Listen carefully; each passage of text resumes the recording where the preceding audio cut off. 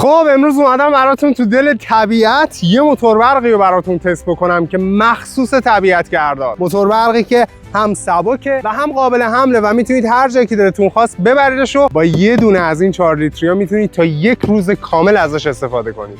بریم سراغش. اولین کاری هم که میکنیم اینه که بنزین رو داخل دستگاه میریزیم تا روشنش کنیم. بعد از اینکه بنزین رو داخل دستگاه ریختید، دستگاه روی چوک میذارید و با یه هندل نرم این دستگاه رو روشن میکنید. یه موتور برق سوپر سایلنت که کلید اکو هم داره و میتونید بذاریدش روی اکو تا صدای کمی براتون تولید بکنه. این دستگاه رو میتونید هر جایی که دلتون خواست با خودتون حمل کنید و ببریدش.